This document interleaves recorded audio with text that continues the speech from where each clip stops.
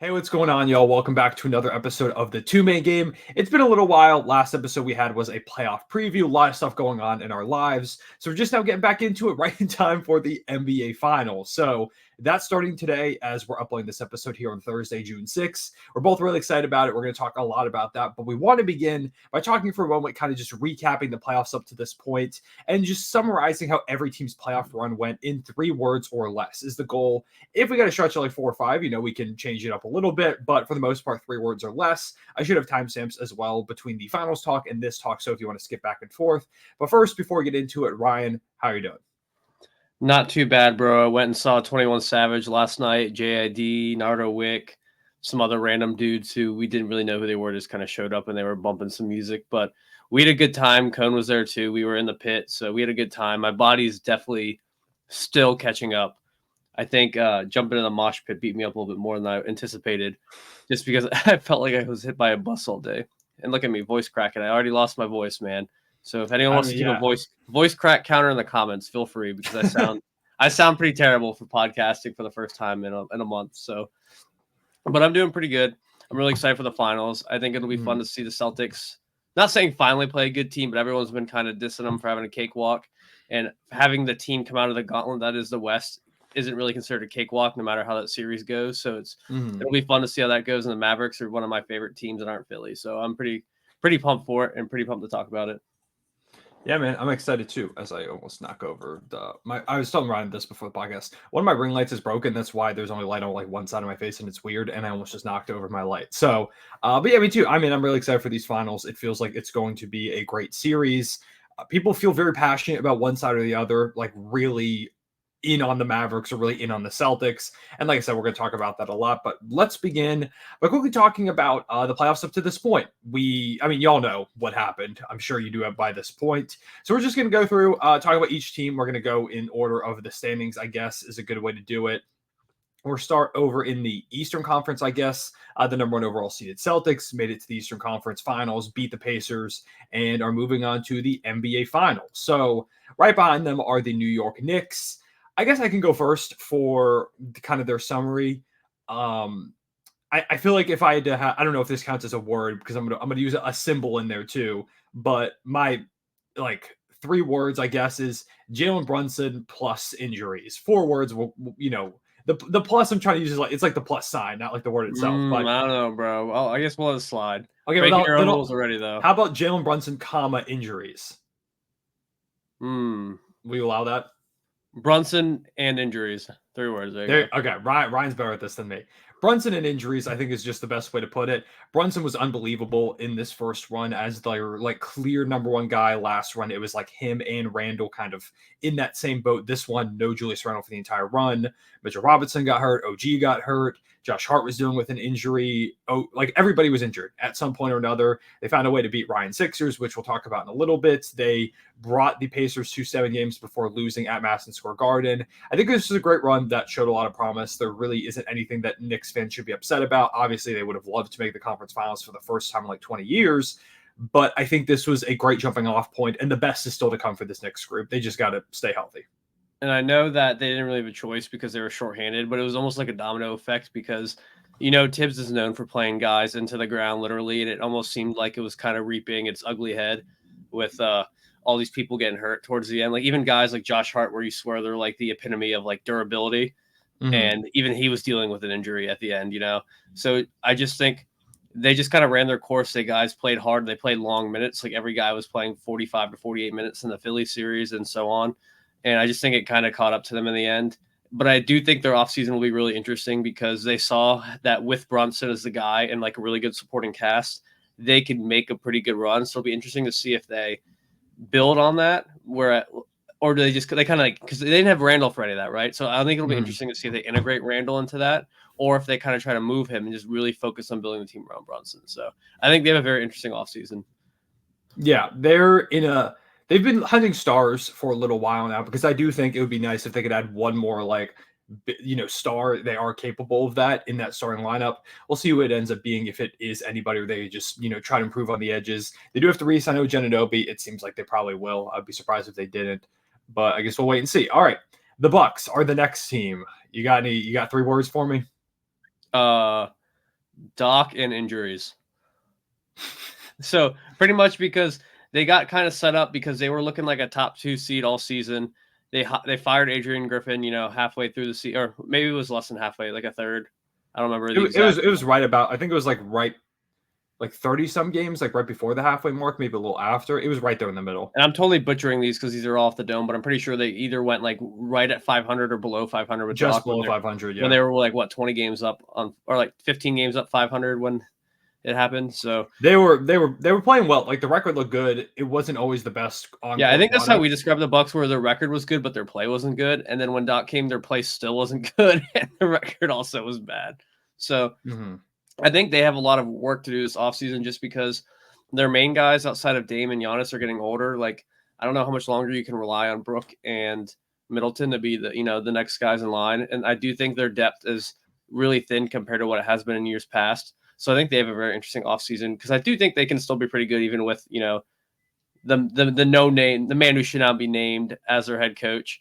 But I do think it's just we never really have to see that team really kind of in full force because Giannis was hurt, Dame was playing hurt, and when he was playing, Dame was really inconsistent. Middleton was either hurt or on the court, and even at times he had some good games, and honestly, he carried kind of a lot towards the beginning too, which I think was some of the best basketball he's played. So hopefully, he still has some of that left in the tank. Yeah, he had some really good games in that Pacers series. He was showing out. But you can only rely on that formula for so long. Middleton's kind of been like that sidekick for Giannis forever. So we'll have to just wait and see what happens. But I just don't think they have a ton of flexibility with their roster. So it'll be really interesting to see how they approach, or if they just pull the excuse with their fans like, hey, we had this good team. We never really have to see it happen because our top 3 player in the world, had a really tough injury that we didn't want to risk becoming something that takes them out for next year too. So we're just going to kind of run it back, get good around the edges and see what happens. So I could see them going that route. Yeah, the Bucks are in a weird spot. They obviously have, the top end guy in Giannis. He's proven he could be a championship number 1. That's not even a question. Dame's really good. The fit was up and down throughout the year, specifically with Dame. Dame never really seemed comfortable over there in Milwaukee. We'll see if that changes next year. If it doesn't, things start to become scary if you're the Bucks because you gave up a lot to bring Damian Lillard in. You don't really have assets to upgrade the team in any significant way. They need this thing to work. I mean, it's their only hope is to run it back and see if it works. Maybe they find a way to trade either Chris or Brook to improve on the edges and just bring in more overall talent. But that feels like a long shot to me. So we'll see how it goes. But yeah, injuries, I think, are a good way to kind of put it, like with the Knicks, which kind of continues through the rest of the Eastern Conference because then we get to the Cavaliers, which, I feel like will Donovan stay is kind of the way to put this one, which it doesn't really necessarily completely apply to their playoffs, but at the same time it does. They dealt with injuries specifically to Jared Allen, and Donovan Mitchell himself got hurt towards the end of the Celtics series. The Cavs did take one game in the Eastern Conference semifinals against Boston where they got really hot from 3. They, of course, won that really grueling 7-game series against the Magic.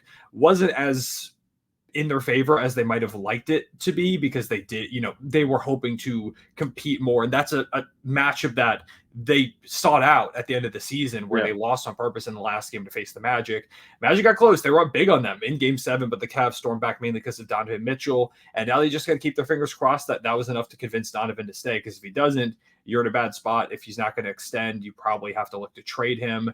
And now we know there's also even if he doesn't get traded, Darius Garland probably wants to leave because he's not super happy and didn't have the best season alongside Donovan Mitchell. Jared Allen might be on the move. A lot of question marks are up in the air, but it does all kind of begin with Donovan Mitchell because he is your best player very, very clearly. And without him, that team's not a championship contender. I mean, even with him right now, they're not really a championship contender. But without him, you're nowhere near the team you were this season. I think the issue with the Cavs is on paper, they have a lot of talent.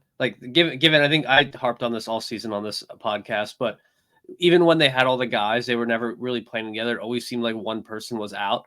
It was like, oh, Mitchell's back, but now Mobley's on the shelf. Oh, Garland's on the shelf now, but LeVert's playing good. But now Jared Allen's missing some. It seemed like whenever someone was kind of stepping up or someone was playing good, there's always somebody else going down. So there was never really any continuity to this team. And I really do think that they might just have a little bit too much redundancy with their roster. They're built around 2 really good, big men in Allen and Mobley. And then they're also built around 2 kind of scoring guards that are not really defensive standouts in Garland and Mitchell. So it's almost like should they trade one of the big men and then one of the guards and then build around the other two that they keep? I think there are a lot of question marks because just to me, it seemed like they had so much talent on their team, like just looking at the roster straight up, but just never really seemed to put it together. And they just really couldn't compete with like the big dogs. And I think that's something we talked about all season is that you'll go as far as Donovan Mitchell will take you. But when it came to the end, he was playing kind of hurt. Allen was really missed. And I think they do have a lot of question marks to the roster. And I do see a world where Donovan Mitchell's in another uniform next season. Yeah, I mean, he's the swing factor of the year, or the offseason, rather. Okay, next we got Orlando. For them, I think it's – I guess this is yours to take, theoretically. Find some offense. Yeah, I would even just – I think you could even just dole it down a little bit to find some shooting. I guess offense in general, they could use that too, shot creators. But yeah, this is a team that can't shoot the basketball at all. They need more spacing. Powell was awesome in his first playoff series. Suggs finally looks like a really solid NBA player. Yeah, Suggs he was fantastic this entire season. Franz needs to find his jumper. It just disappeared this year, specifically from the outside. He had some really rough games in the playoffs. I think if you can get that back for him and Powell continues to develop the way that he has, you add some shooting and some overall shot creation. Like I would really like Malik Monk for this team theoretically, or just anybody who can shoot. Like Buddy Hield, I wouldn't mind for this team either. Just add some shooting at all. And this Magic team is going to be right back here as one of the better teams in the Eastern Conference next season. I think this is just the beginning for them. They're really young and weren't even supposed to be in this spot. Donovan Mitchell and the Magic would be kind of dirty. It would be. I don't know if it would happen, but I don't think it would. But they do a lot of young players. Like, could you imagine a package around Franz and maybe one other really solid younger players, and then you pair, have Suggs and Mitch. Suggs is perfect next to Mitchell, guy that doesn't demand the ball and doesn't need to shoot, but can play defense and play hard. And then Palace, you have like a really good scoring wing next to him. I think that's pretty good start to a team. So I'm not no GM, but and I know Donovan Mitchell in Orlando is also really ugly, but. I mean, I like the theoretical fit. I like the theoretical fit. It's freaking awesome. Yeah, I mean, you basically spelled it out perfectly. So yeah, I guess we'll see what happens. Maybe if Donovan Mitchell becomes a Magic, you heard it her first. Well, one thing I will say, because we're kind of crapping on the Magic for like their shooting, but one thing we got to give them credit for is I think one thing we talked about in our season preview is like which one of these terrible teams is going to actually become good, and so we see teams like the Rockets, who started off okay, but they kind of fizzled out. The Spurs are still bad. The Pistons are still bad. The Wizards are still bad. The Hornets are still bad. But the Magic finally like took that leap. The Magic have kind of been bottom dwellers for a couple years now once they blew up their, old core. So it's pretty cool to see them actually, become good pretty fast, like a pretty good turnaround. And they, like we were saying, we think they're one offensive piece away from being like a perennial contender in the East. So yeah, that plus some development, I think is. They don't need that much more, but they definitely do need to add that shooting. For the Pacers, I guess this would just be cool, I guess. Cool, I guess. I think it's more than that. I think it's like I'll just say this was fun. Like, yeah, it was a great time. They, got swept in the Eastern Conference Finals, but nobody really expected them to be there. Tyrese really started looking more like himself throughout the playoffs and then dealt with the injury at the end of the Celtics series. Siakam was great. He looked amazing. Siakam was very good. A lot of that, like a lot of the run, you kind of start to saw the chemistry build up between Pascal and Tyrese, which was not the best at times in the regular season. So you re-sign Pascal, you add a little bit more on the defensive end, and I think this Pacers team has a chance to again be one of the better teams in the East next season. I feel like this is a great jumping off point. There's nothing really to be upset about if you're a Pacers fan. Yeah, I just really hope that Halliburton continue. I really hope that a lot of his passiveness was just because he was playing hurt. Because an aggressive Halliburton, I just think makes him even better. Because one of his best things is diamond up people. Beginning of the season, he was putting up 15 assists a night. I remember when we were betting on FanDuel, his line would be like 13, 14 and a half, and that's like those are career highs for a lot of good guards. Never mind like what they're averaging on a good night. And I just think he might have kind of fed into that narrative a little bit too much, where he felt like he had to be the distributor. Whereas he should just play aggressive, and then because he's playing aggressive, it's going to open up more looks for other people. So I think him finding that balance, I think will be really helpful, just because I feel like the Pacers were always so much better when he was taking more shots and also, getting other people involved. Just because there would be so many nights where I would see Halliburton's stat line. I'm like, why does he only have 15 points on like 9 shots when you have Miles Turner shooting 20 times? You know what I mean? It just seems like he kind of just needs to still find his role a little bit as like the superstar go-to guy, which I think hopefully looking back on the season and he's being healthy next year that he'll grow into that. But I agree. I just think some more development and some more talent acquisition, they'll be good again next year for sure. Yeah, and that's part of the plus of them getting not just playoff experience but making a conference finals run this early is now Tyrese has a chance to evaluate what he could be like in a playoff setting and what he needs to do better going forward. So for sure. Getting towards the bottom of the East here, we've got Ryan Sixers. Ryan, if you could describe it in 3 words, I have 3 words for you after you give yours if you want, but if you could describe it in 3 words, what would you give it? Goodbye, Tobias Harris. That is a good way to put it. I was just going to say Embiid and Maxey is what I was going to go with.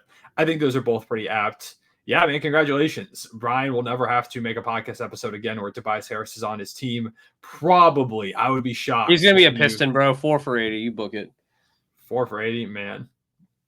If that's the big bucks the Pistons spend, I'd be heartbroken for them. So you remember when the Knicks were like really bad and then they just shelled out all this random money to random people? Like, because remember how much the Knicks got trashed for signing Julius Randle to that contract? Mm-hmm. You're like, why I feel like there's gonna be a very similar offseason for like that for the Pistons. I think they're just gonna shell money at these like kind of mid. Because I remember the Celtics, or not Celtics, the Knicks. It was like Marcus Morris, Alfred Payton, Julius Randle, Bobby Portis. They're just throwing all this money at these random people. And here we are now talking about them almost making the Eastern Conference Finals. So maybe it worked out, but maybe that's the method. I mean, the Pistons just need talent of literally any kind, like anybody.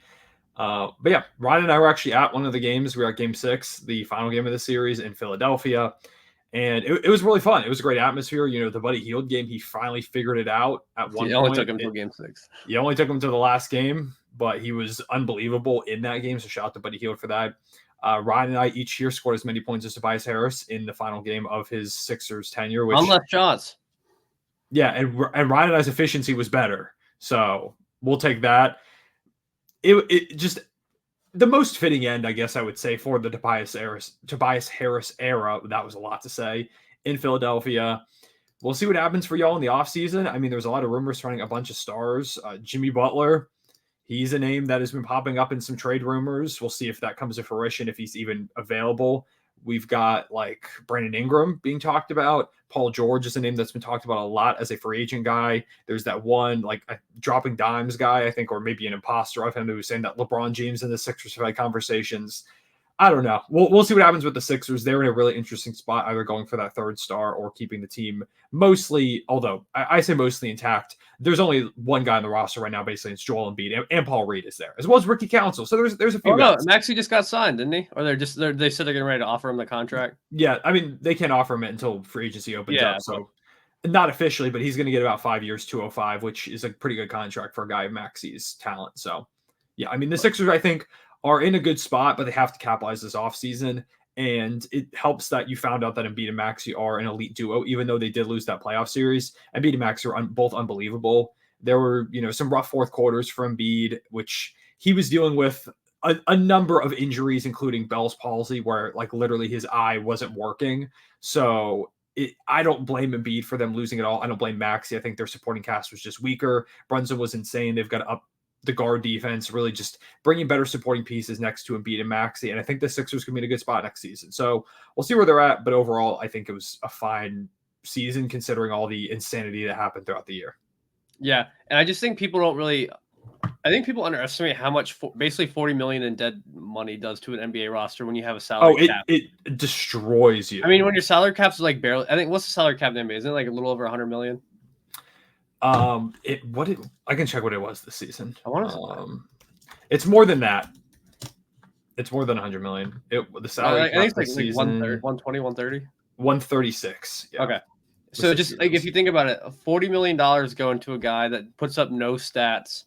That's a 1/4 of the possible money you can give out. That was going to Tobias Harris, who again put up the same amount of points as me, Ryan, and all of you out there watching in Game 6. So, yeah. So I think Embiid and Maxey are so freaking good that I think getting somebody else in there, people don't realize how good they're going to be. Because I'm pretty sure the Sixers lost like single-digit games when Embiid and Maxey played together this year. Yeah, they were like something insane. I think it was like 32-6 or like 7. It was something nuts. It was single-digit losses. Yeah, they're one of the best duos in the league. I mean, nothing ever matters if Embiid can't stay healthy in the playoffs. That's always going to be a concern. But in a perfect world where he stays healthy, I think the Sixers are a threat to be an Eastern Conference Finals team next season. We'll see. But okay, moving on now. Let's talk about finally the Heat. Not much to say here for them. I think I'll just say Jimmy Butler gone with a question mark at the end. He is reportedly, or so there's this extension that they could theoretically offer him. If y'all haven't heard about it, he could theoretically be offered an extension that would pay him like $60 million roughly with 2 years. And that would take him till he's like 38 years old, which is a little bit scarier for the Miami Heat. And Pat Riley was asked about it in his end of season press conference. And he basically said, we'll get to that when we get to that. We don't even have to make that decision now. And then made a couple other comments that seemed like slight shots at Jimmy Butler. Pat Riley's also just always been like that straight shooter type guy, like no BS. So it might not mean anything that there's actually no tension, that this was just the way he is. But it was a little interesting, and I wonder if that contract extension is a point of contention. We've seen some rumors that if they don't offer to Jimmy, he could angle his way out of Miami, and that comes up with the rumors we mentioned earlier with the Sixers. I don't know if anything actually comes to fruition now, maybe like next offseason or something, but I do think it's interesting because I always picture Jimmy just retiring as a member of the Miami Heat for years at this point, because it just makes sense. Like, he embodies Heat culture. He's done such great things with them. But for the first time, I'm feeling a little bit hesitant about whether or not he'll be here for the final few years of his career. Yeah, man. I think just the issue with the Heat is that they don't have a lot of up-and-coming talent. Like, Bam's there, Hero's there, but we don't really know what his ceiling is in terms of, like, is he going to be a championship-level scorer for them? And I just think signing Jimmy Butler to that contract because of all his accolades is going to completely handcuff them financially. Do you really want to be paying a guy in his late 30s? Not that Jimmy Butler's not a great player, but, like, if you're going to be paying a guy that old that much money, you would want it to be like the LeBron, the Kevin Durant type, guys that have been killers for their entire career. And that even as they age, they're still going to be that go-to guy for you. Well, because Jimmy's dealing with injury issues now too. Yeah, exactly. So it just feels like you don't want to, you look at the Phoenix Suns and you don't want to end up in a Bradley Beal situation where you're paying a guy who's now just like an above average, below all-star level starter, like $60 million. Yeah, I think it's easier to stomach if you're a team like Philly and you see Jimmy as like the final piece. It doesn't have to be Philly, of course. They're just the team that's been mentioned. It's a good example, though. But yeah, if you see him as like the final piece to bring you over the top with Embiid and Maxey, then sure, that's a ridiculous amount of money, and yeah, that hurts. But I think it feels a little bit easier on you, I guess, in that scenario. Whereas with the Heat, I still do think the Heat need somebody else to be the one option. Like, Jimmy Butler can't be the number one scorer for them on a championship run. He could be a great number two guy, and even theoretically, he could be like your best player, I guess. But although he's getting up there in age, and this wasn't one of his better seasons as of late, so maybe not. But I mean, he's made it to the finals a couple times, so I'll give him, like, he could theoretically be one of your best players. But I think you need more scoring on that team. I don't know where it comes from. And obviously, he wasn't playing in this run, and you saw the impact that it had. They lost in 5 pretty convincingly to the Celtics. I don't think it would have mattered, though. I think the Heat have some work to do this offseason. Jimmy Butler healthy. Maybe it goes 6 games, but I think that's about it. All right, let's get to the Western Conference. And I know I just did the last one, but I guess I'll just go ahead and do this one here for the Thunder, so I can just go off of it. I feel like the way I'm going to put it, Shea was unbelievable is the 3 words I guess I'll go with. Shea was insane. We ended up losing to the Mavericks in 6 games, which is fine. I mean, I did not expect us to be as good as we were this season. Everything was kind of just icing on the cake beyond making the playoffs and winning that first round series. Obviously, I wanted to win, and I felt like we had a chance to go to the finals. But the Mavericks, I mean, you see them here in the finals themselves, are really damn good. Luka is a top 5 player. I think Shea is as well. I don't know where people out there stand on that, but I feel pretty confident saying that Shea is the 5th best player in the NBA right now. I would put him behind, in some combination, Luka, Jokic, Embiid, and Giannis, as though those are the top 4. You can order them however you want. Those are just the way they came to me. That's not my order. I don't want to put rankings out there. No, this is order, guys. Go attack them. Ryan and I were at breakfast this morning with our friend Matt, who I feel like we always give Matt a shout on the podcast. But we were at breakfast and we just started talking about random NBA questions. And Ryan's like, we should do a podcast episode where we rank players. And I'm like, I desperately don't want to do that because I hate doing rankings. But Ryan seems very in on it. He wants to do it. We're gonna make it a tier list style. So it's like you rate 1 through 5, 5 through 10. So that way you don't have to order them.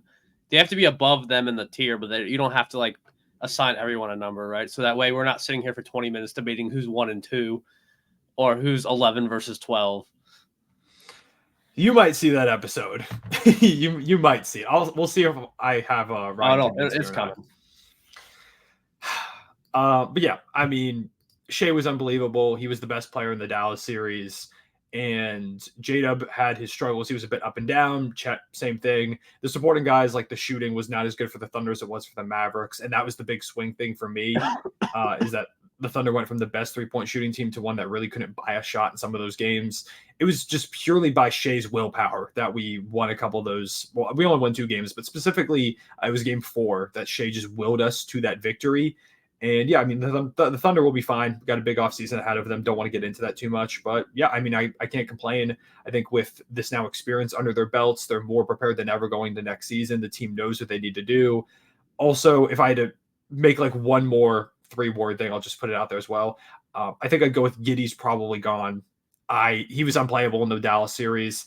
It's always been up in the air whether or not the fit is there with him and Shea. I think it's pretty clear now that it's not really there. And Shea is obviously the very, best guy on this team. He is a completely other universe caliber of player than Giddey. So while I do think Giddey could have a pretty high ceiling somewhere else, I don't think he's ever going to reach that in Oklahoma City. So we'll see if we actually do trade him this offseason. But I think it's pretty clear, the writing's on the wall, that Giddey will, before long, no longer be on this team. So it's like the 1% of Sixers fans, which wherever you are and wherever you're hiding right now, just know we know you exist. That when Simmons and Embiid were together, they were saying to trade Embiid and build around Simmons because people were saying, they can't coexist together. So kind of like what you were saying, like obviously you're going to build around Shea because he's otherworldly compared to Giddey. But it's just funny. It made me think of that, like the Simmons and Embiid stuff back in the day. Maybe remind me of that. But one last thing about OKC from like more of a neutral perspective is I think this offseason is important for like the direction of the team because I feel like at this point you played a couple playoff series. You should know what your core is, and you need to have an established identity and direction. Like, okay, we have all these picks that we've been hoarding and like making press headlines about that we have all these first-round picks. Let's go ahead and capitalize on a team that almost made it to the finals and actually get there this time, building around one of the top 5 players in the NBA in his prime. So I do think the Thunder have some big decisions to make in terms of roster construction because they know who their guys are now, and now let's add to that and take it to the next level. Yeah, and for me, it doesn't even have to be you add an all-star level guy to this team. I don't think that has to be it because who knows if that guy's actually even out there. Like Lauri Markkanen, I know his name that's been floated around a bunch. Who knows if he's actually available? But I don't think it has to be adding an all-star level guy. To me, just, I'd love a backup big. Just get more size. Isaiah Hartenstein's one of my dream pickups. Claxton would be great as well. You could just theoretically draft someone too, trade for someone else. I'm still of the belief that Chet is clearly the 5 going forward. So if you get a big, it would probably be someone that's plays the backup spot. And we have a bunch of salary caps, so you could throw more money than is necessary at a player too. Like you don't have to be stingy. You could throw a guy like Hartenstein 20 M's a year, or maybe even more, like 22 million a year, like 4 years, 88 million or something like that. Just throw him money just because you can, and maybe lure him away from New York. You can do that when you're, a small market team like OKC. And then if down the line you don't love the contract, you could always just flip him for a star if that becomes available. Thunder 4 first-round picks for Evan Mobley. Book it. I mean, I don't hate that. Shout Mobley. All right, the Denver Nuggets. I'll let you have this one.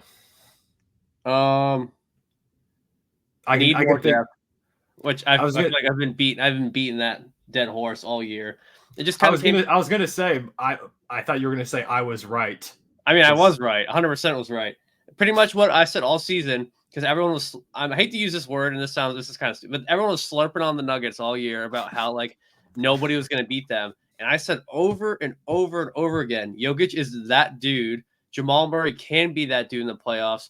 But then there's just like that big gap where you don't have some of the guys that were producing for them. Like people don't really talk about how important Bruce Brown was like to that team and like totally just wiped him out and didn't replace him with anyone. Nuggets fans were saying that Peyton Watson was, God's gift of a bench player, and dude barely even played in the playoffs.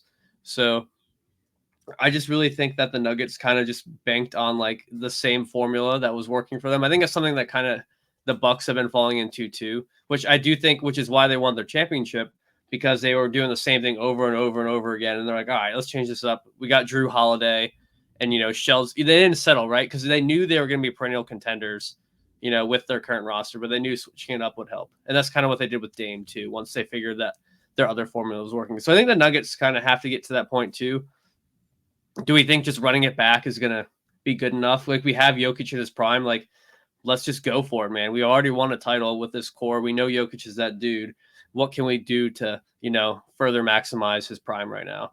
And so, while I don't think they're going to do anything, I at least hope that, they build around the edges a bit. I think it would be cool for the Nuggets to go into this offseason and, like, do some damage, like, in a good way. I think it would be kind of cool to see. Shake it up a little bit. Yeah, I don't know what the move is necessarily because they're in a weird spot. They've got a lot of money tied up in this team. They need to they definitely have to add some more depth. Like KCP is a free agent. That's also a bit scary. You've got to try and bring him back because if you lose him, like you can slot Christian Brown into the starting lineup, but he's not going to give you what KCP does on both ends. And then you lose another bench position. Yeah, and then you lose another guy in terms of your depth. Like they have all these young players that they brought in, like a Julian Strother and Zeke Nnaji was supposed to produce this year and he really didn't. Peyton Watson was really good defensively, but the offense is still a work in progress and he's not quite there yet. They've got these guys that are developing and can be really good, but it's going to take some more time. I've seen some people suggest that they trade Michael Porter Jr. to someone and kind of get back multiple pieces to fill some gaps. I don't know if that's the right move to make necessarily, but it's something that wouldn't surprise me. We'll see how it goes next season. I think they just run this thing back and try and bring in a couple of depth guys if they can. Hopefully they're able to re-sign KCP, but if they're not, it definitely gets a little bit scarier for the Nuggets because you do have, in my opinion, still the best player in the world, Nikola Jokic. You've got to do what you can. Jamal Murray was hit or miss here in the playoffs. And hey, I mean, Ryan was right about the depth thing.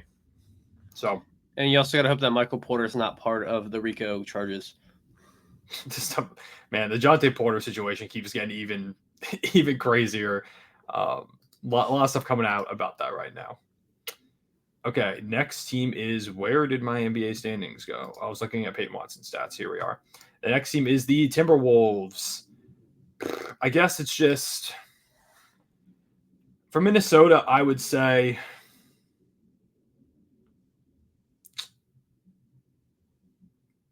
I feel like I would go with saw this coming, I guess, in a way, which it's like a double-edged sword. On one end, I was someone who really liked the Rudy Gobert trade. When it happened, I thought it was a great decision. He came in this year, he won Depoy. This is the success I thought they were going to have last season. They had it this year, and making the Western Conference Finals was great, but then it's also saw this coming in the fact that all year the defense, or not the defense, but the offense was a concern. It was Anthony Edwards doing a lot and Cat, doing his thing here and there. They were doing enough to get by, but really the defense was doing their thing. And a lot of times the clutch offense was really, really rough. They get to the Mavericks series and they played a team who's unbelievable in the clutch. And we saw what happened. They played a couple really close games to start the series. I think the first 3 games were all really, really close. And the Mavericks pulled away at the end because Kyrie and Luka are insane closers. Ant did some awesome stuff, but Cat really struggled. There wasn't much help on the outside. Like Naz Reid had some really good games. Jay McDaniels had some, but Luke and Kyrie vastly were the best duo in this series. It wasn't even close. So the question comes about, is Cat the number 2 option going forward to help them win a championship? Do they need to bring somebody else in? I think in general, they just need more shot creation and playmaking. You could see a vast difference between the Mavericks and them. And I think that's one of the big reasons why the Mavericks are where they are, because their playmaking, just their connectiveness is otherworldly. Like they're insane in that regard. And you were very clearly not seeing that from Minnesota in that series. So as great as the defense is, they might have to consider finding a second option. As much as I like Cat and I was happy to see him, succeed. They did take down the Denver Nuggets, but it feels like this team was built to take down Denver, which they did, but then they got to a completely different matchup in Dallas and it slightly fell apart. And I don't think that's because the Timberwolves are bad or anything. I think it's because the Mavericks are really good, but now they need to say, okay, we can't just beat Denver. Like that can't be our championship is getting past Denver. We've got to figure out how to mold this thing further to make to the finals and win a finals. I don't know if that involves Karl Anthony Towns with how the money is starting to look for that team, because they are going to be in second apron hell pretty soon here, especially because it's Ant's money, it's Gobert's money, it's Cat's money, it's Jamie Daniels making over 20 up to $30 million. It's a lot of money. Plus Mike Conley's getting up there in age and you're going to have to replace him sooner than later. It's tough. Yeah. And I think something that I know you said that Ant did some good things, but he was absolutely awful the first couple games of the series. Yeah. And I think, and we talked about this before, how after that series against Denver, they took down the Giant, they took down, the reigning champs. And it was just like, oh, Ant's now in the top 5 conversations, right? Like, I know you were getting a lot of flack from people talking about how Ant was better than Shea. and all these other conversations. And then we saw Anches put up a game set. They won game 7, but he put up a stinker game 7, stinker game 1, stinker game 2. And it was just like, all right, man, you went from being like this dude to like almost basically costing your team the game with how poor you're playing on the offensive side. So I just think finding some consistency, hopefully the experience, was good for him. I know there's all these things about him getting tired, which I don't know, man. I understand because he's a young guy and it's his first long playoff run. But if blaming a lost series on a dude being tired is kind of stupid in my opinion. I don't know. I think it's such a cop-out answer. I don't really like that narrative that much. Everyone's tired, man. Come on. You don't think Josh Hart's tired? Man's putting up 50 minutes. I don't think Josh Hart is capable of getting tired. I think that man is just a different breed. At this point of the season, man, everyone's getting tired, man. Like, come on. I don't know. I hate that narrative. I think it's kind of stupid, but I think it's just an excuse. But yeah, I mean, they didn't lose because he was tired. They lost because they got completely out executed in almost every regard in that series. Like defensively, they held their own, but a lot of times it was just Luke and Kyrie making impossible shots, which is what they do. So, but yeah, let's. I guess we'll hurry it up a little bit. I mean, we don't have a lot to say about some of these teams. I guess for the Clippers, is this yours? I think this one's yours. Yeah. It's kind of the same thing as always, really.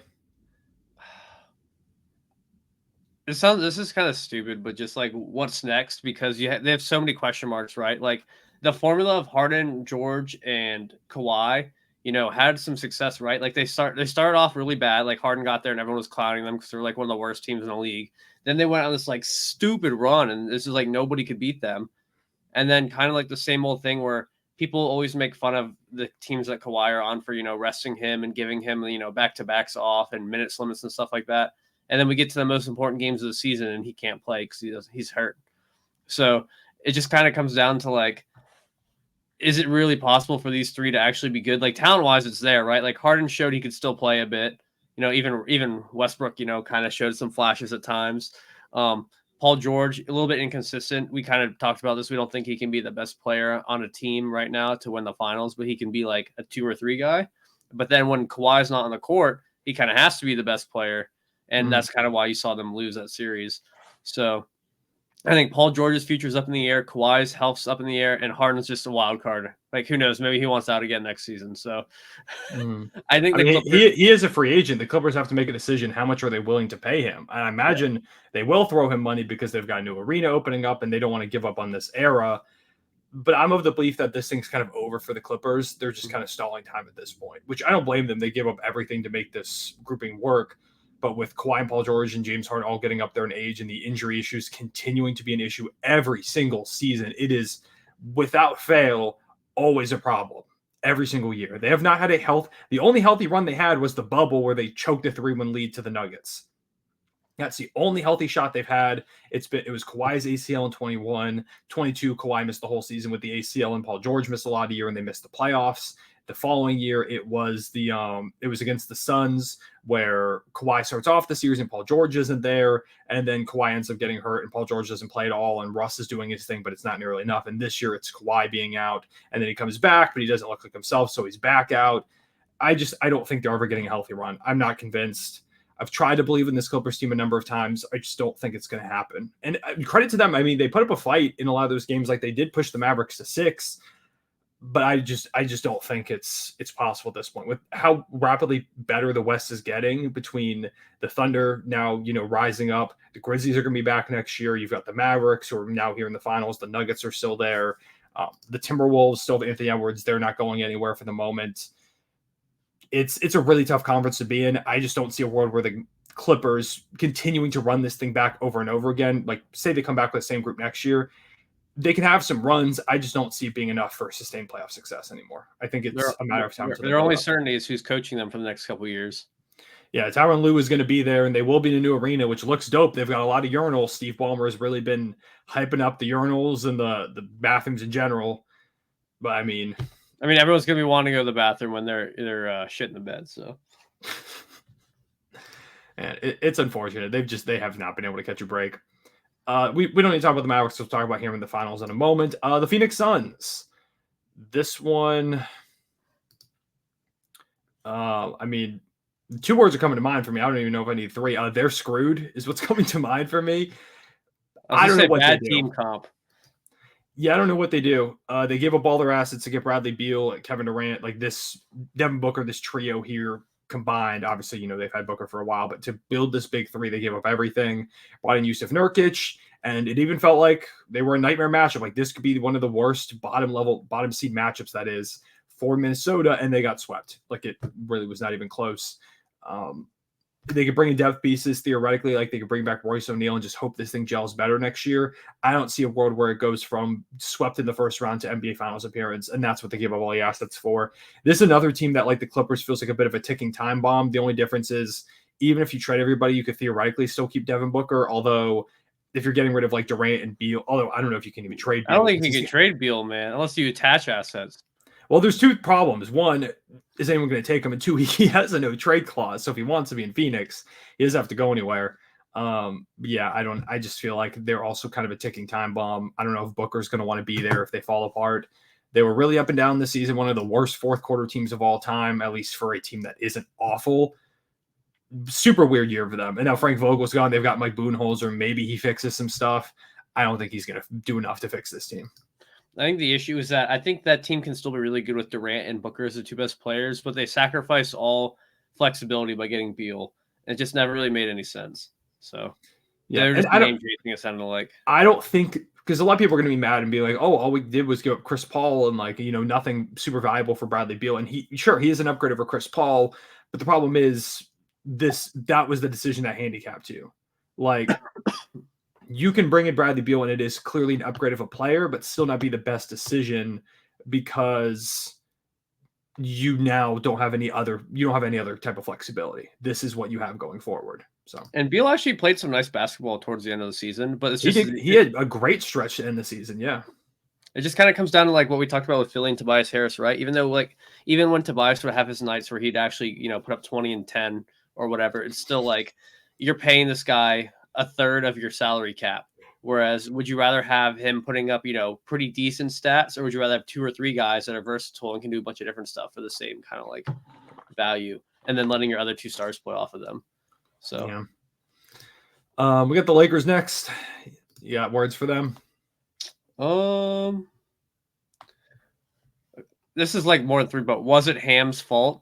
Because everyone in the world wanted to blame Darvin Ham and say he was. I'll give you three on that. The first one's a contraction. I'll give you that. So it'll be interesting because I do think the Lakers on paper had a pretty good team. Like I picked them last year to kind of upset in the playoffs, and that worked out for me because they made it. They had a decent little run, and I picked it again this year for them to be a little bit more of an upset, and it just didn't work out. And Lakers fans swear on everything that Darvin Ham is like the Antichrist of Lakers basketball. So hopefully. It looks like it might be JJ Redick, which I think would be kind of interesting. It would definitely be entertaining. Yeah. As a guy who's very prominent in the media and very like hip to like the current ways of like what people like to talk about with basketball and how it's taken in. So I think that'd be pretty cool. I think we would have a very transparent head coach, that's for sure. It reminds me of, if anyone's a baseball fan, it reminds me a little bit of like when the Yankees hired Aaron Boone, just like straight out of like the broadcast booth. Like Aaron Boone was like a young guy who just retired and was like really beloved, in the booth. So it'd be pretty interesting to see how that works out. But I mean, LeBron's old. We all know this, but he hasn't shown any signs of being below a top 10 player. Is Bronny going to join him next season on the team? Like, it's funny that these are the storylines we're talking about, but I do think their roster is going to stay relatively intact. We need to find out what they do with D'Lo and see what happens on that front. But I do think that the core with that Lakers team can still be pretty good. I don't think they're like going to be anyone's pick to win the finals, but I think they're going to be a playoff team next year again.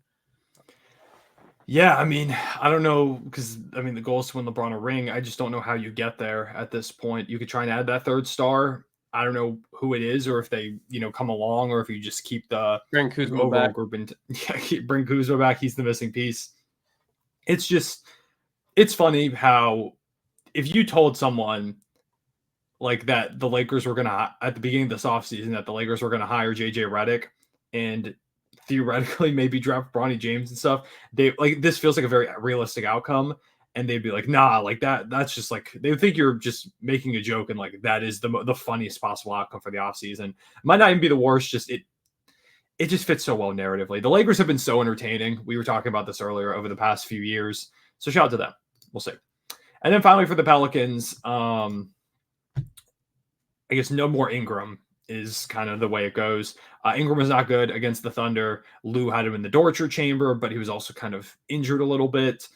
And it's been very clear now, at least it seems like been made very clear to us, that Ingram probably won't be back with the Pelicans next year, that they're looking to break up that duo. They don't want to offer him a max contract extension.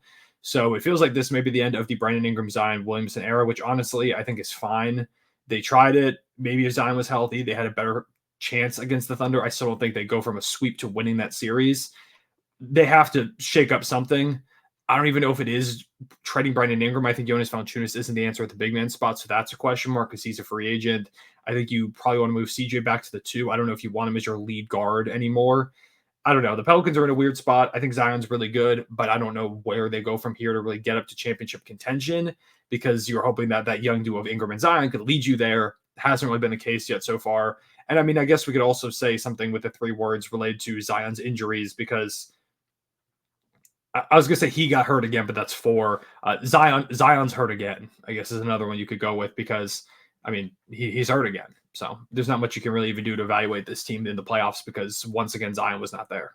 One thing I want to say about Ingram is I think people have started to underrate him a little bit. I do think he's a lot better than people are giving him credit for. And I think if he does end up on a new team, he's going to turn some heads and people are going to be like, dang, the Pelicans they got rid of this guy. I do think Ingram is better than people give him credit for. You're just saying that because he's a future Sixer legend, huh? No, I'm just putting that out there. So when he's an all-star next year and people are wondering how he got away for whatever package it was, that somebody at least said it. Yeah, I do think Ingram could really thrive in a new spot. But okay, that was all the teams. That was our quick recap of the playoffs and kind of where every team's at the moment. Now let's get into the NBA Finals. Actually, I'm gonna give you all a little bit of behind the scenes here. I'm gonna write down real quick what time. Why would it not let me? So write down like 47:30. I was gonna write down when we got to the final talk so I can get the timestamp in for y'all. Let's talk about the NBA Finals. Boston Celtics, Dallas Mavericks. Y'all know at this point, no surprises here. I'm trying to think of how we go ahead and break this down. I think, at least personally, I kind of want to break it. I think breaking it down by the rosters is a good, just look at the main rotation guys and talk about the storylines and what to expect and that kind of stuff. I think that might be a good way. Yeah, I mean, I could. So let's. I could pull up like depth charts or something like that. Yeah. And just talk about the rosters, or let me see if I can find Celtics, Mavericks. See if I can find a graphic of some kind or something like that. So I'll start you off with something while you're doing that. Yeah. What's going to prevail? The guard defense of the Celtics or the guard offense of Boston? Or the other way around. Guard defense of Boston, guard offense of Dallas. Yeah, I mean, it's tough because here, I think I got it.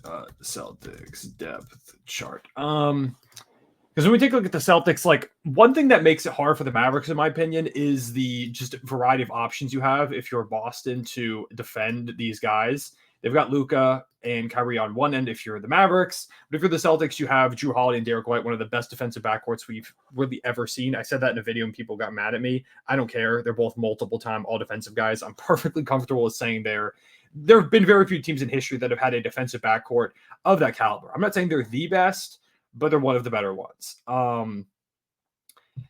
The thing is, though, like Derek White got torched by Luka in their regular season matchups. He's not going to get the Luka assignment. I think Drew Holiday makes sense going up against Kyrie. I would imagine they're going to put Jaylen Brown on Luka Doncic, who has been really good defensively. He gives them a bit more size, a bit more of like that Lou Dort, like physical type of defender, which I think was, I mean, clearly Lou had the most success out of anybody so far against Luka. So I think that makes a lot of sense. He had the most success according to the numbers against Luka. Obviously, there's like shot variance and stuff involved in that too, but he did have the most success against Luka according to the numbers in the regular season matchups between these two teams. So then I guess it's Derek White guarding like Derek Jones Jr. probably, and then you've got Tatum. But the thing with the Celtics is that makes them so scary in this matchup is you can go with any number of these guys. Like say Jaylen Brown starts getting cooked. Okay, cool. We now have Derek White. We could throw out Luka. We have Drew Holiday. Like the only guy he could hunt theoretically for a switch is Kristaps, who can still kind of hold his own. Like assuming his health is good, which we can talk about in a moment.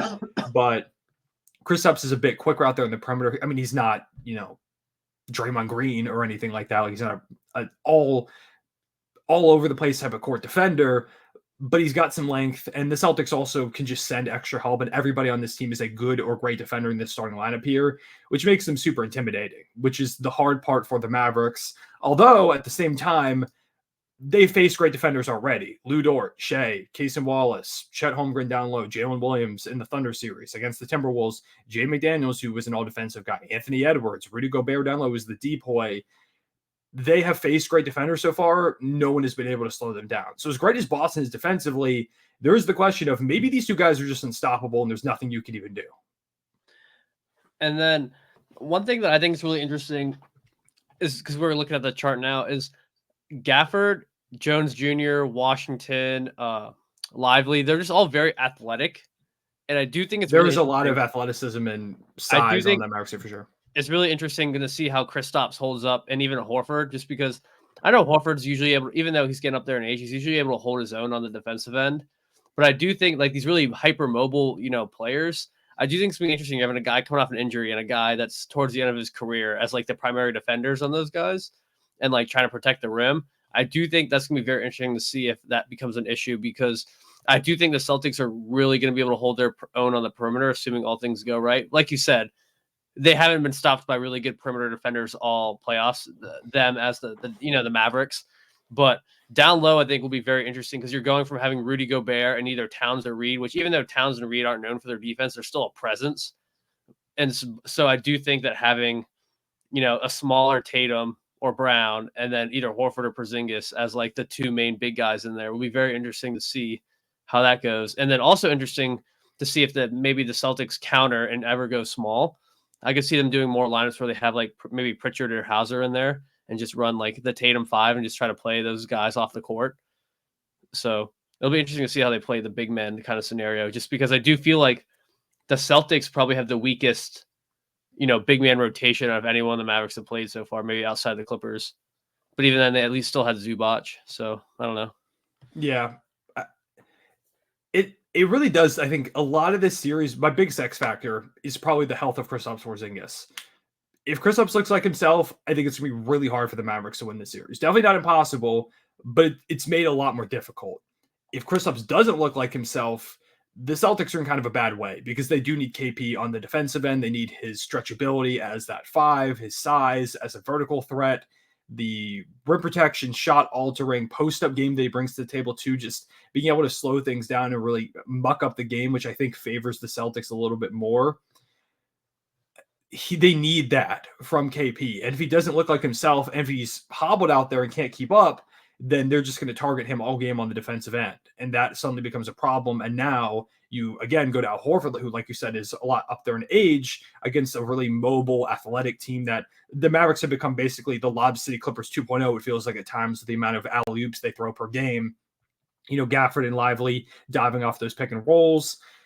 I wouldn't be surprised if they do try out some small ball stuff, especially if KP is on a decent minutes limit, like which he might be to start the series. In their last regular season matchup, they matched up Tatum on Derek Lively or Daniel Gafford and put him down there, and then had KP like go on PJ Washington so he could kind of roam a little bit more. It wouldn't surprise me if they go with something like that as well, again, to, kind of let KP, so KP is not always banging down low continuously, which, like you said, that physicality coming back to that for the first time in a couple of, not even a couple of weeks, but like a month and a half at this point, it is kind of a lot. So we'll see where he's at in that regard. I am a little bit worried about that physicality going up against a team like the Mavericks. But if KP is himself, then I think it's the Celtics are firmly in the driver's seat. They aren't guaranteed to win if KP is himself, but it goes a long way to helping them out for sure, as well as making things easier on Jaylen Brown and Jason Tatum, which is the other side of the equation when you talk about the Maverick scores. Can the wings for Dallas slow down these two guys? Because they found ways to slow down a lot of great players so far, but Jaylen Brown and Jason Tatum are the best 3-4 duo in the league. There's nobody else who really compares them at this point, at least no one that's coming to the top of my head. I don't think so. They are hard to stop. And Jaylen Brown just had one of the best series, if not the best series of his career against the Pacers, winning Eastern Conference Finals MVP. Tatum has been really good. The three-point shot has been wavering a lot. He's shooting just, I think, 29% from three, if I remember right, so far throughout the playoffs. They need that to be better. If it's not, that is definitely a concern for the Celtics.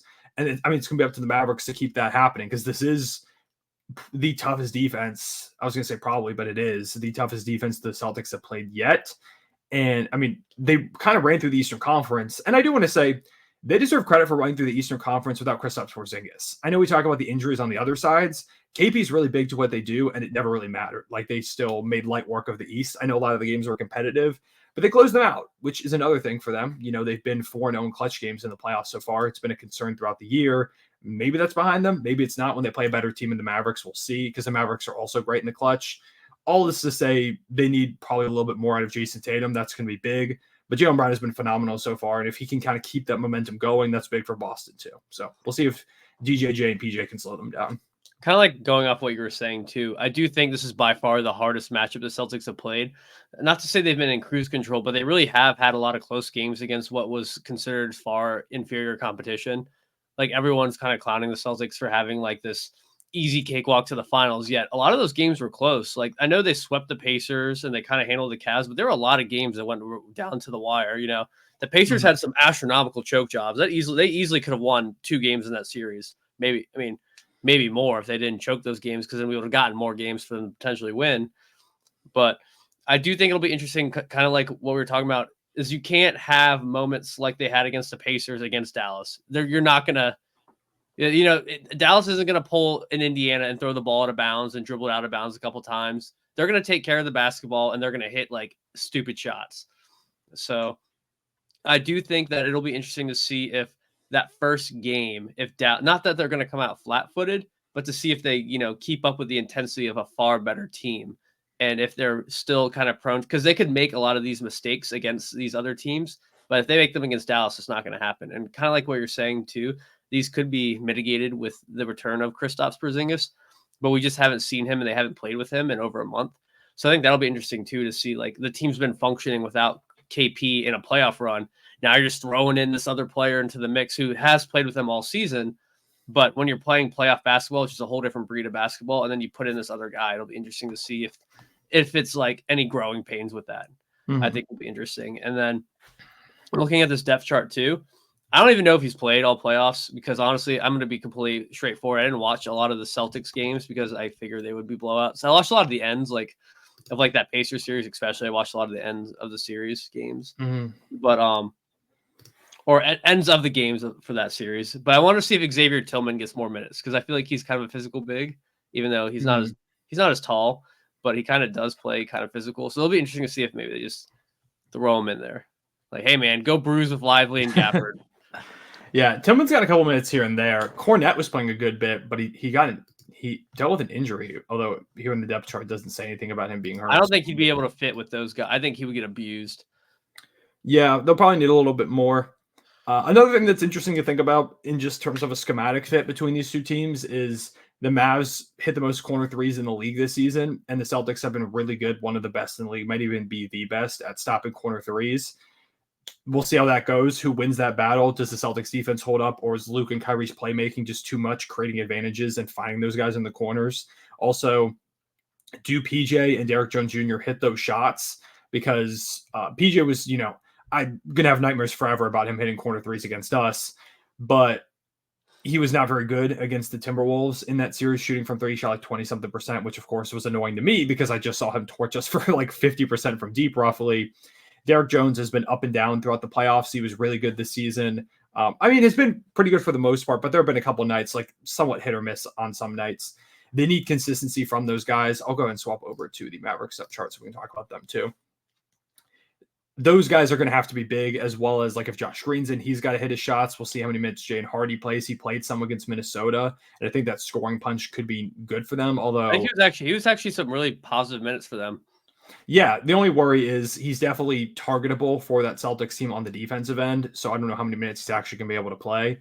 Gafford was not very good against the Celtics. Like, he was really rough in their regular season matchups. Well, the one that he played against Boston when he was with Dallas, when the Celtics destroyed them at home, he was not very good. I mean, the playoffs are completely different, like you mentioned earlier, and one regular season game, I'm not going to draw major conclusions off of that.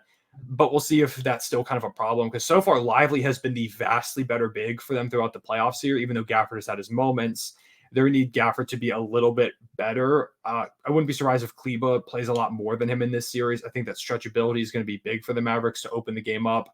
You don't want Porzingis just able to roam down low and kind of able to sag off of someone, or they as a whole can just kind of ignore somebody out on the perimeter. We'll see how it goes. I'm looking at Gafford's stats against them, even when he was on the Wizards. He's never played more than 20 minutes a game against the Celtics. And the last time he did that was when he was on the Bulls in 2020. But it just kind of seems like, I don't know if he doesn't play a lot of minutes because the Wizards were just kind of being gross and not giving him time, to play, or if because he just was completely outmatched. But I'm looking at some plus, and he obviously was on some bad teams, but like I'm looking at some games, he was a -20, a -11, a -24, a -16, and these were all in 15 minutes or less on the Wizards. So yeah, it was just it just didn't really work for him in that game against Boston. I don't know. Like, I'm very curious to see. This is also interesting because Jason Kidd and Joe Mazzulla have been two very ridiculed coaches throughout this season in their times with their teams. And now here they are in the finals, and one of them is going to leave here with a ring. So I'm interested to see the way things go schematically. Honestly, a lot of it may just come down to if Boston hits threes or not. Like, they kind of live and die by the three a lot of times. When they hit threes, they look unbeatable. Like, you can't mess with them. And then when they miss them, it gets really close and they're prone to falling apart. To me, I think what's going to be really important is Boston trying to jump out to big leads early. If the Celtics can go ahead and run away and build up like a 15, 20-point lead, the Mavericks can make comebacks, but then you remove a lot of room for error. Like, if you let the game stay really close all the way, I worry about the Celtics trying to match what Luka and Kyrie can do in those clutch time moments. I think the Celtics need to try and get some, it doesn't have to end up being a blowout win, but build these big leads to give yourself that cushion, which they're absolutely capable of. They've done that this whole season. They had one of the best net ratings in NBA history for a reason. So I guess we'll just see. The thing that's so tough with me is the Celtics are the better team. They are. Like, they're just talent-wise, they're better. I think they've got more versatility, although the Mavericks are also wildly versatile as well. But the Mavericks have just been clicking at such a high level. They also feel like this team of destiny in a way. And Luka is the best player in the series. As good as Tatum is, Luka is for sure the best player in this series. And this may just be like his crowning moment, where everybody's like, hold on, Ryan's got to sneeze like 8 times. Sneeze attack. I'm sorry. I'm allergic to Celtics sprays. I'm sorry. If y'all don't know this, but Ryan, for some reason, he always sneezes at least 4 times. I don't think I've ever seen him sneeze less than 3. Most of the time it's like 4 or 5. But like Luka, maybe this is just Luka's crowning moment. Like, maybe this is just the moment where he becomes anointed as like on the path. I mean, he already is kind of to being an all-time great, but maybe this is just the beginning of him becoming the best player in the world and eventually one of the like top 15, 10 players of all time. Maybe that's really what we're in for. But I mean, I don't know. If I am strictly looking at who is the better team, it is Boston. But there's things with them that give me pause, and the Mavericks have just been so red hot that it scares me to convincingly pick them to win. And I think something that it's pretty obvious, but I really do feel like the series, if Tatum plays good, the Celtics will win. If Tatum does not play good, the Mavericks will win. I think it's pretty simple as that. If Tatum's putting up 30 plus on good efficiency, I think that there's no way the Mavericks can beat that. But I just feel like Tatum has been kind of all over the place, and it didn't really matter too much because, like you said, Jaylen Brown had played out of his mind, against the Pacers. But with how far, and just even like hitting clutch shots, like I know he hit those OT shots, but there was a lot of shots that he took in that fourth quarter of that overtime game between them and the Pacers that people were just giving him so much trash on social media about. And if it wasn't for him hitting that like pretty clutch shot in overtime, I think he would have had a lot more negative of a narrative, attached to him.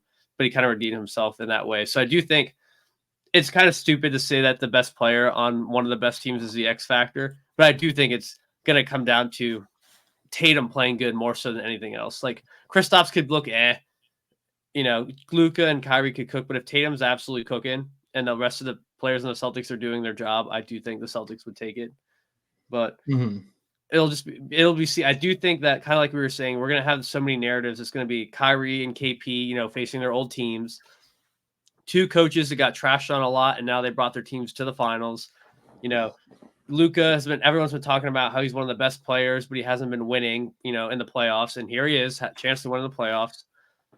Tatum and the Celtics have had this, narrative, and you got freaking ratioed on Twitter for you saying the Celtics team was the best team ever, and everyone was like, "Oh, I didn't say they were the best team ever. Do not put those words out there. You said this is the best version of the Celtics team, I think. Yeah, or you said I don't know how anyone could beat them. It was something along those lines. I said it's hard for me to envision anybody beating the Celtics team 4 times in a 7-game series. And people did not like that tweet saying that they were the same old Celtics. So there is a part of me that, I don't have a rooting interest in these finals. There is a part of me that, like, if the Celtics win, I'll be like, hell yeah, because I can go back to that tweet and I can be like, look, y'all clown me. Y'all gave me all this.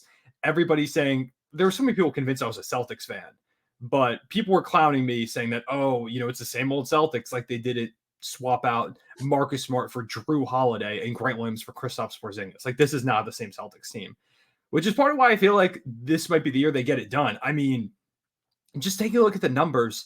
Top 5 offense, top 5 defense, regular season and playoffs. One of the best net ratings in NBA history. On the season as a whole, they are, because they went 64-18. They're 76-20 on the year as a whole. So they've lost 20 games since the year began in October. It's part of me, it is really hard to envision that team losing 4 out of 7 games. Like, that feels like a lot. But the Mavericks have also, there is something about Dallas that just feels like this is like they are the team of destiny in a way. I don't know. Do you want to go ahead and make predictions and we can get out of here, I guess, for now? Unless you got anything else you want to throw. Mavericks in 6. Ryan's with Mavericks in 6. I made my Luka and Kyrie are clicking, and I do think that they are the better clutch team, at least in my opinion. I know the Celtics have been pretty good, but they do have those like year-long concerns though. Like, they've been better in the playoffs, but a lot of the sample size suggests that. I think all these games are going to be close, and the Mavericks are just going to pull it away. I do think it could definitely go 7, but I'm just going to be different and pick 6. Mavericks in 6. I've seen that pick a good bit. I went Boston in 7 a couple of days ago. I've been thinking back and forth on it more. To me, I'm going to stick with Boston. 1, because it's interesting because then we're split, but 2, because I think they are the better team. And I think more things have to go right for the Mavericks to get a win or win 4 out of these games than it does for the Celtics. There's just more room for error from Boston because of the overwhelming, just straight up talent advantage with the Celtics. So I'm going to take them. I originally picked them in 7. I'm going to switch up and go with 6 here, so we're even. I'm going to pick Boston in 6. That way I now have my bases covered. If they win in 6 or 7, I can say I was right either way because I predicted both. But I'm going to go with the Celtics in 6 games. I can absolutely see the Mavericks winning because I know there are some people that are convinced I'm a Mavericks hater for some reason, which does not make sense. I've always been. You clearly are. I've always praised the Mavericks, but I think it's so hard to imagine anybody beating Boston. I picked them before the season to win the championship. I picked them coming into the playoffs. I'm going to stick with them here. I'm not going to change up now. If I do and the Celtics win, I'm going to feel like such an idiot. So I'm going with the Celtics to win this one in 6 games. And who's I'm guessing your finals MVP is Luka. I don't even need to ask that. Yeah, it's Tatum or Brown. I'm going to go Jason Tatum. I think he erases the 2022 finals narrative where he was really bad against the Warriors. I think he bounces back. He's in for some positive regression to his 3-point shooting. And I say he goes ahead and gets it done. The Celtics raise the banner. Number 18. It would be either one of these teams first won it over a decade, which is cool. We talk about all the parity we've seen in the league over the last, I guess, I was going to say decade, but I guess really not because the Warriors won 1 billion titles. I guess just over the last 5 years, really, because we haven't had a repeat champion over the past 5 seasons. Over the past 6 seasons? Yeah, 6 seasons, I guess, because the Warriors, well, I guess it depends. We're not saying like back-to-back champions, but they won 2022 and 2018. So, but yeah, I think that's kind of all we've got for right now, unless there's anything else we want to get into. Give me like one bold prediction for this series. Bold prediction. Like a stat line or a storyline. Anything necessarily. Oh, I guess one more thing I do want to mention is I don't know how this game is going to go or the series is going to go in terms of like home court advantage and stuff, because the Mavs have been much better on the road so far this playoff run. Like they're 7-2 on the road and not as good at home. And then the Celtics are undefeated on the road and they're only 2 losses both come at home. So just a random weird wrinkle to keep an eye on if you're, following this series. I can give you a prediction, for example, like I think Drew Holiday has one near 30 piece and he wins a game for the Celtics in this series. Yeah. I'm going to say he scores like 20, like 7 or something like that, hits like 7 threes or something crazy like that. Like Drew Holiday, I think, has a massive game that ends with him getting a big defensive play like he did in the finals back in 2021. And he is like the guy that wins them a game at some point in this series. All right, I've got 2. Derek Jones Jr. puts either Tatum or Brown on a poster. And I believe that. Kyrie averages more points per game in the series than Tatum. I mean, if Kyrie's doing that, you might want to predict a Maverick sweep in that regard if he's outscoring Tatum. I guess that maybe Jaylen Brown's going insane.